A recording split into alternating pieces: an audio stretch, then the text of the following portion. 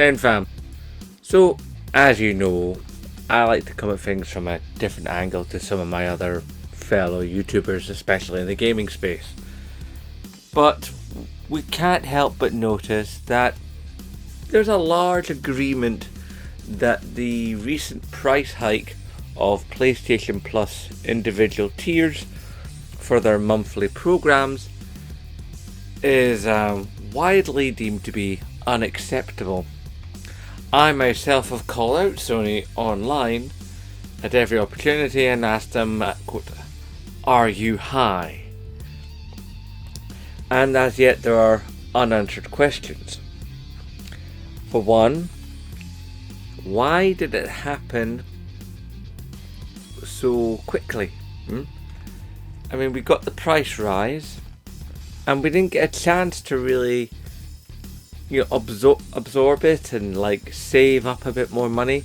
For anybody whose PlayStation Plus was about to expire and they need to get their new one,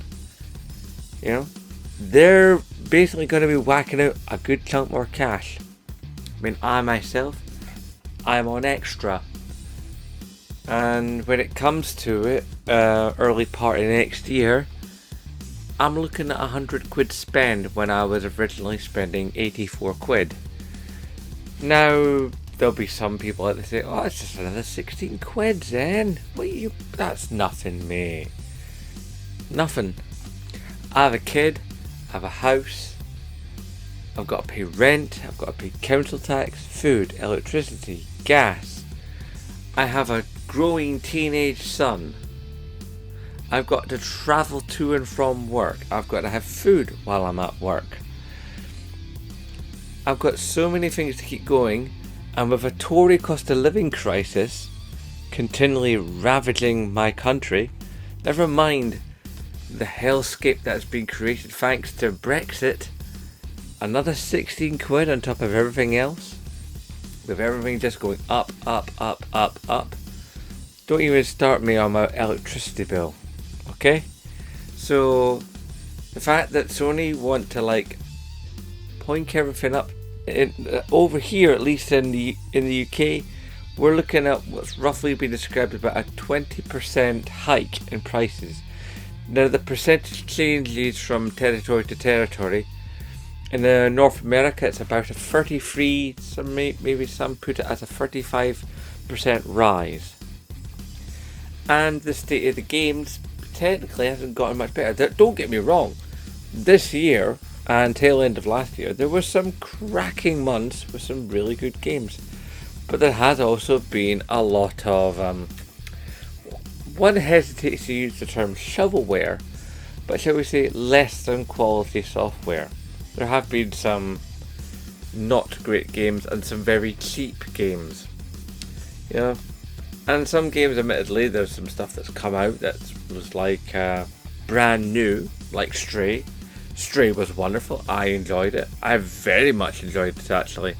My boy quite liked it too, although he can't get past one particular bit. Bless. I completed it. Anyway, but although the internet and the players are, to put it mildly, disgruntled, apparently the stock market loves PlayStation right now. Apparently the share price of the PlayStation wing of Sony, and therefore Sony as a whole, up. And it's been up since they did it. Apparently the stock market likes it when the backs of the workers are broken. Oh, there's a surprise. So it looks like Sony's going to go, well, we're making good business moves. This is obviously the right thing to do. We're being rewarded by the stock market. But as usual with multinationals and rich people and all the rest of it and suits, they never seem to think long term. Because people like me exist.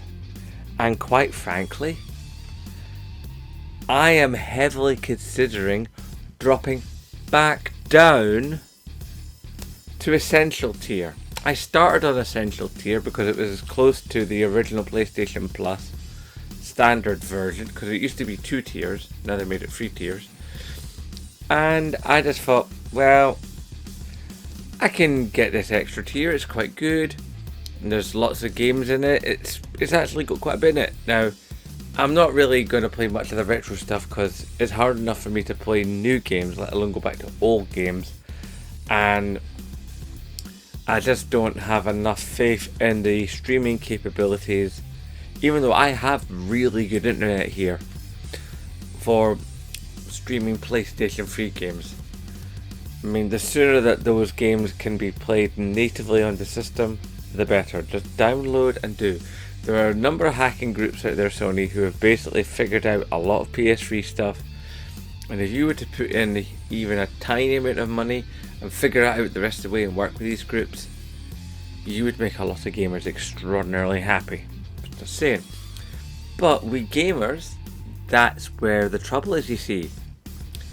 Because people like me, if there's enough people like me who drop down from extra to essential, or drop down from premium to extra, or even, heaven forfend for Sony, drop down from premium to essential, then you won't be making the money you were making before. If people have to cut back, they'll cut back. And it can be argued that Sony doesn't technically really need online play, because the bulk of their catalogue is single player experiences, is what Sony is famous for. Except Sony has made a commitment to push forward in the online play space. They've developed partnerships with different studios. I mean, they bought Bungie, all for the express purpose of making a push forward into developing, having an online game presence for persistent online titles that are Sony first party owned, or at least, Sony first party produced, so that they always get a kickback for the sales, and those games could go to other platforms, but Sony gets a share of that money, much like how Microsoft gets a big share of money for every copy of Minecraft sold. Same idea. And it's a good idea. It's a good way to make money. If you can have a game that's going everywhere and you own the right to its intellectual properties and its R and all the rest of it, you're laughing. Every time an Xbox player plays that game, buys that game and plays it, Sony wins. If they go and buy a t-shirt of the game because they love the game so much, Sony wins in that particular instance. But this rise in price is only a short-term win because the stock market likes it. But is the stock market still going to like it when less people are spending money on the higher tiers of PlayStation Plus? Even if some of them even decide to quit Plus completely. So apparently the main reason that Sony have done this with Plus is because sales had plateaued.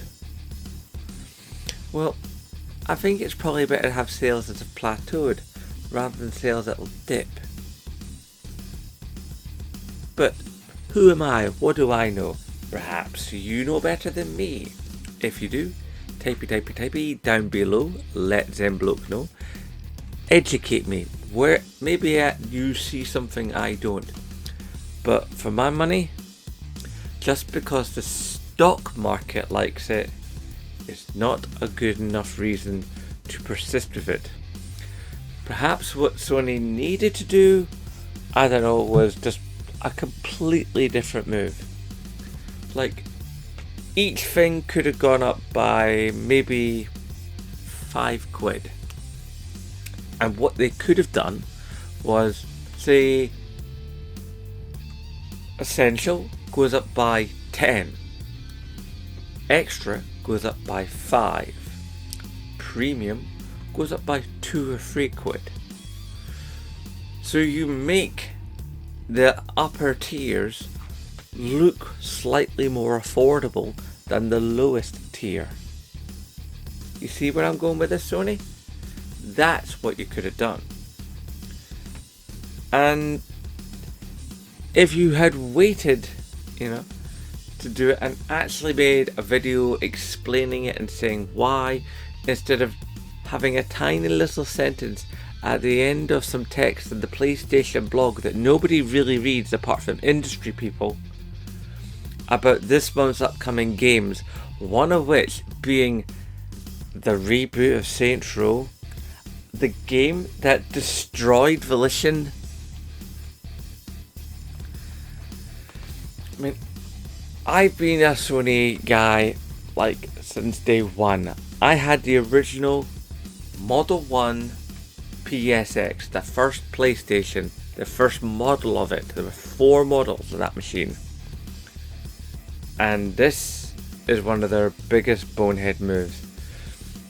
And I'm willing to bet that Jim Ryan's behind this, because that guy, he's not a games guy. He's a money guy, a numbers guy, a business guy.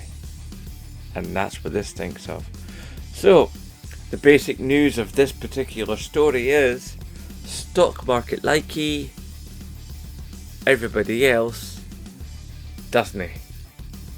Discuss. Okay guys, hashtag support Scottish YouTubers, and of course, as always, I nae bother.